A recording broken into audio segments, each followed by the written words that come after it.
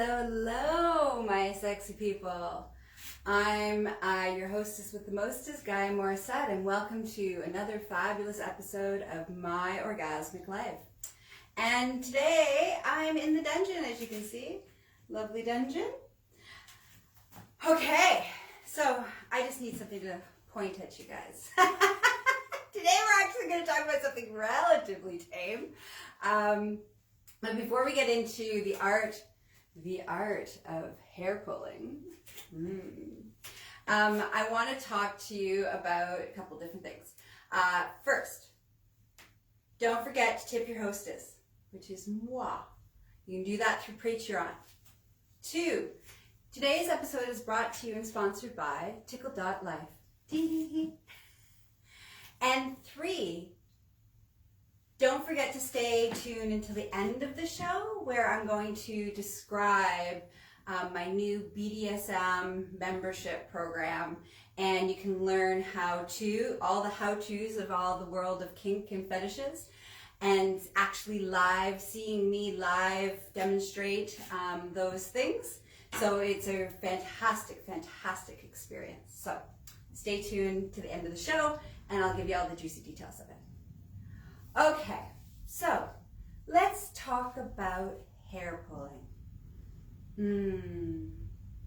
So everybody who's watching me, you can see I'm in the dungeon. I'm wearing a sexy navy blue corset and a 2-paneled skirt that, does laces up on the sides, and it's also navy blue. For all of our audio listeners, so that you know what you're like missing and seeing. If you really want to see it, you can visit Facebook, and you can also visit my YouTube channel, Gaia Morrissette. Okay, so let's talk about hair pulling. So it turns out, of all the episodes that I've done, I've never talked about hair pulling, which is so funny, because it's a crucial part of my sexual expression, my own personal sexual expression, as well as it's a common practice for enhancing sexual activity, enhancing BDSM, enhancing power exchange. It's like it's a thing.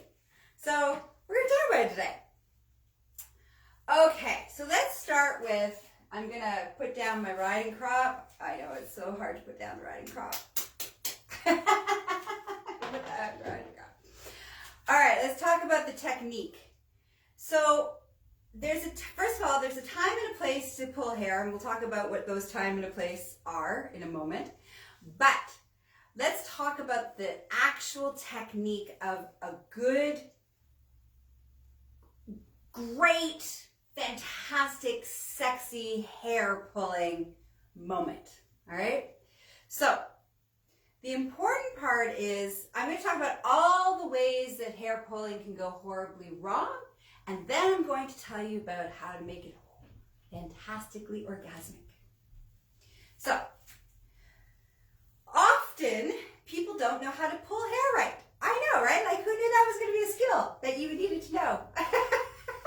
When you were young and you were going around pulling each other's hair, who knew?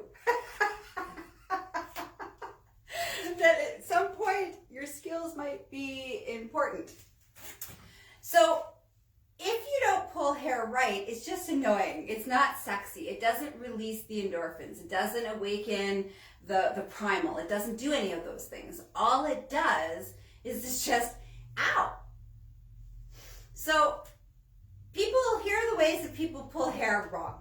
And I hate to use the word wrong, and if it's your thing, okay, so I need to rephrase that, because we want to make sure I'm coming from a loving, non-judgmental space. There is no right or wrong, but there's ways to elicit more sexual arousal versus less sexual arousal, okay? So less sexual arousal may come if this is not your thing, all right?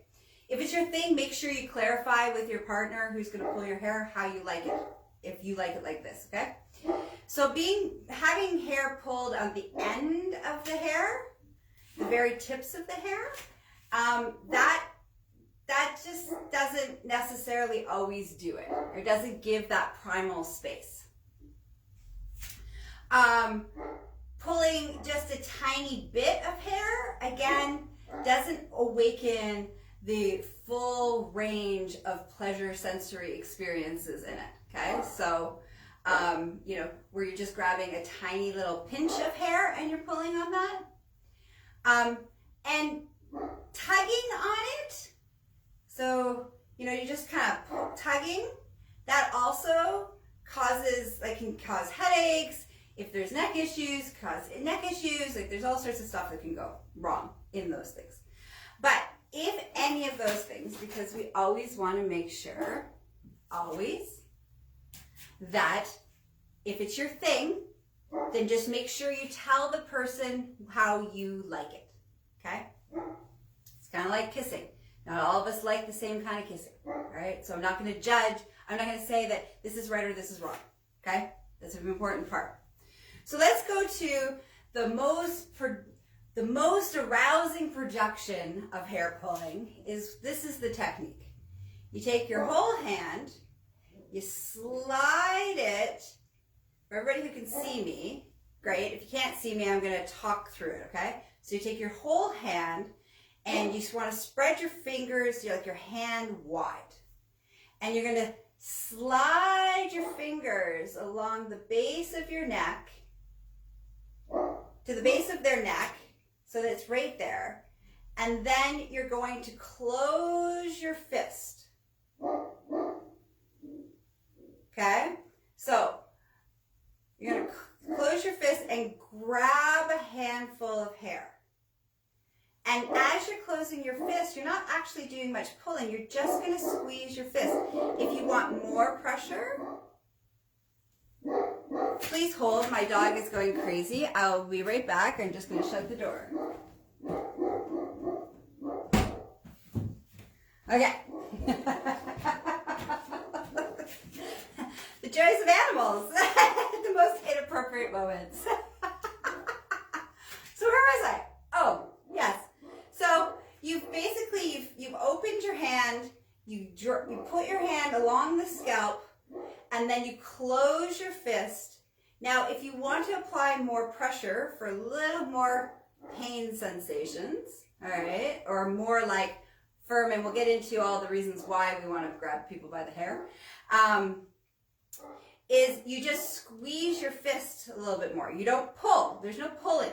I know it's called hair pulling, but it's more like hair squeezing. So you just squeeze your fist. All right? So that way, when you're squeezing, you're not pulling, you're not causing any strain on any of the neck muscles, which is really important. And the reason I say it's really important is because, like, for me personally, I was in a car accident. I have whiplash, so I have neck issues. So anybody pulling on my neck could cause serious problems and weeks and weeks and weeks of me at the massage therapist. There's fun pain and not fun pain. So in essence, that's the essence of the good technique of hair pulling. Is more like, we should call it hair squeezing. Now, why does somebody want to pull someone's hair? Like, why would you want to do that? That seems kind of rude. Seems kind of mean. Why would you want to do that? Well, there's a couple different things from a energetic. So let's start from an energetic standpoint. It's kind of like, let's talk about cats. Meow. All right. So cats. You know how when the mom wants to, like, control the cat, the kittens, she just grabs by the back of the neck, and the cat goes numb, goes limp, and it just basically does whatever is supposed to be done. Well, especially when we go in the back, come in from the back of the neck, and we're at the the base of the skull. The base of the skull, what that does is, in essence, is like limp. It's like making you like a cat, limp. Oh, thanks for noticing my outfit and appreciating my outfit. Mwah. It took me a lot of work to get into this morning. So what we're doing is we're taking, from a power exchange standpoint, by grabbing the back of the neck with the hair, the base of the skull, what you're doing is like you're saying, pay attention. Mine. I'm in charge in this moment. And all of that is very hot and very primal and very sexy if that has been, very important, if that has been a consensual conversation and play that you guys are into, okay? So super, super important that you've had that conversation. But what it does is it's just like, energetically, whoever's pulling the hair is now in charge. And the person who got their hair pulled is like, yes, rub my belly, whatever you need. Okay. It's like a submission that ends up happening. It's also a fantastic way, and I don't know why this happens. I'm sure there's a whole bunch of like scientific reasons, and I don't know what those scientific reasons are, so I'm not going to talk about them. But I'm sure there's some, I haven't done any research. So once I go do research on this, I'll come back to you on it. But for now, what I do notice is that when somebody's hair is pulled in the way that I just talked about it, you know, with the base of the skull, they're more susceptible to actually receiving whatever you're going to say. And in that receiving of whatever they're going to say, whatever you're going to say, this is a great opportunity to whisper sweet nothings, or to whisper naughty nothings, or to whisper a command, or to whisper in their ear something that you want them to be receptive of.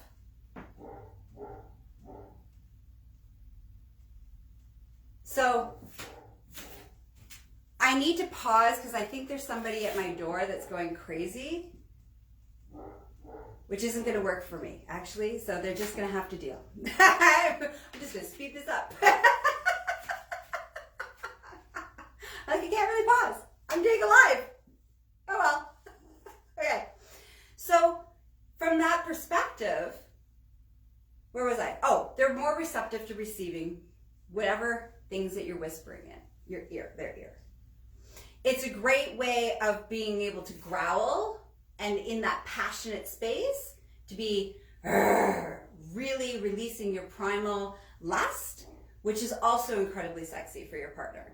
Again, you've negotiated, you've talked about things, you've worked through all of your stuff with each other to make sure that this is above, you're all good with this, okay? And also, you want to make sure that the person who is receiving the hair pulling, that you give feedback. So each person's pain threshold and their desires are different. And so it's really important that you give feedback of like squeeze a little harder or a little bit lighter, so that your partner knows exactly what's arousing you. And the person who's on the receiving end, it's a great way in which you get to surrender. You just be like, you get to go limp, like a cat. You get to roll on your belly. You know, I submit, take me, right? And this is really hot and this is really sexy. And this is why hair pulling is very hot. Now, there's a time and a place for hair pulling. The time is, first of all, you need to know what kind of sexual experience your partner and you are going to have. So if you were in this really sensual, romantic, sensual space, hair pulling from that more aggressive space would not go well. But at that point, I haven't talked, actually there's something I haven't talked about. So you have nerve endings all, this is like your whole head is one huge erogenous zones. And a erogenous zone is a cluster of nerve endings that are closest to the surface of the body. And so this is why getting your hair washed is orgasmic, having people play with your hair is orgasmic. There's a lot of incredible sensory pleasure to be had by your head being touched, okay? So there's the put your hand in through and squeeze, hair pull. Then there's the, I'm just gonna like kind of massage your head in a more sensual sort of way, appropriate, where there's just like a tiny little bit of like pulling. Just kind of be like, hey, wake up, I'm here, all right? That's when you want to use that in a sensual experience, not in a raw, primal, lustful experience. So, and then there's just like the nice hair stroking, where you're not really pulling, you're just kind of petting and just nice. So you go into the skull, you kind of scratch it, you kind of, as if you were going to do a hair squeeze, but you don't close your fist all the way, so you don't actually pull in any of the hair. And then you just kind of pull the hair, not pull, you just like very lightly follow the hair to the tips. All right? This will also engage see, as I'm doing this right now, I'm getting all turned on. I might have to have some alone time after this episode. Okay, so now that's when you need to know, that's when you pull, those are the ways that you can pull or hair squeeze when it's appropriate, when it's not appropriate. So if you're in a primal space, don't do sensual. If you're in a sensual space, don't do primal. What you whisper, this is very important, what you whisper in the ear is just as important as the technique of the hair pull, or the hair squeeze, as I like to call it. And so if your partner, and I think we'll do another episode on dirty talk, that's another episode, but you need to know what your partner's words arouse them and what words don't, which turn them off. So for example, I hate, content warning, I'm gonna use some body parts and some vulgar language. So bear with me, okay? So I hate the word tits. That word is like shuts down my whole arousal response. Gone. Anywhere like tits, titties, anything like that, shuts down. Closed for business. So if my partner, and that time my lover at that moment, grabs me by the hair, and I'm all like, yes, and I surrender, and then they're like, oh, I just want to fuck your tits. I'm like, it doesn't matter how skilled their hair pulling is at that moment. I'm like, yeah, the mood's gone. So what you whisper, the language you use is just as important as the hair pull. So knowing when to use those and how to use those in combination. Now, if you want to see demonstrations, actual demonstrations in the dungeon,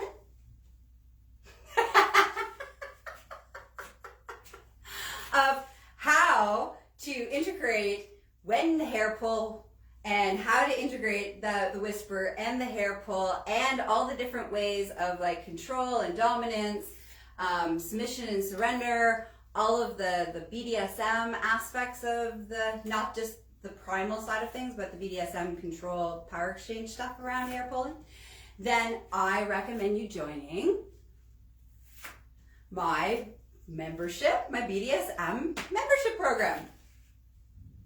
It starts this month. It's a monthly event, 2 hours, live streaming. The first is I pick each month I pick one kink or one fetish, and I show you how to, actually how to on somebody, and we call them a demo dolly, all right? I show you all the tools, safety, what it is, how to do it, all the things. And then for 45 minutes, you get to watch me actually in a play scene. And a play scene for all of you newbies are the activities and the BDSM activities. That's what we call it when we're actually in a scene, when we're actually playing. It's called a play scene. So then you get to see me in a play scene on my demo dolly, with my demo dolly playing out that kink. So you can see all the fantastic things that you learned about the house. How does that play out in real time, real play, in real life? Then you get to ask me and the demo dolly any questions that came up for you while you were watching and being a really good voyeur. So this will happen every month. And there's so many kinks and so many fetishes that I don't see it ever ending. And then there's all sorts of fantastic bonuses and benefits. So like if you join before May, you get it at the $47 rate a month forever. You get preferred rates on all products and services. I have relationships with vendors, BDSM vendors for toys and outfits and all the things. And you also get the chance to be one of the demo dollies for all of you exhibitionists.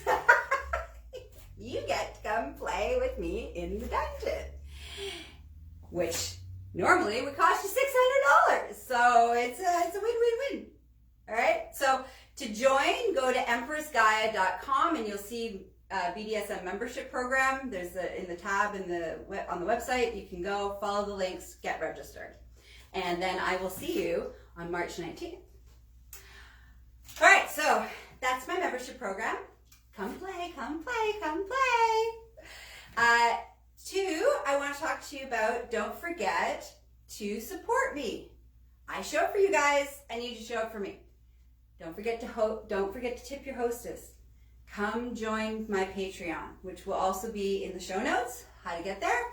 And for $5 a month, you can support me. You can support what I do. You can support the show, My Orgasmic Life. And you also will get all sorts of fantastic exclusive bonus content that only happens for my Patreon people. So that's also a win-win-win. And you make me happy. Which is a super win. A happy Gaia is an entertaining Gaia. And I think that's it. Oh, and then if you need some extra support in making your sex life fabulous or healing any trauma or any kind of personal one-on-one BDSM stuff, education, services, things like that, you can go to my website hub, which is the hub of where all things exist. Go to GaiaMorrissette.com. All right, have a juicy day. Mwah. Bye-bye. Happy hair pulling.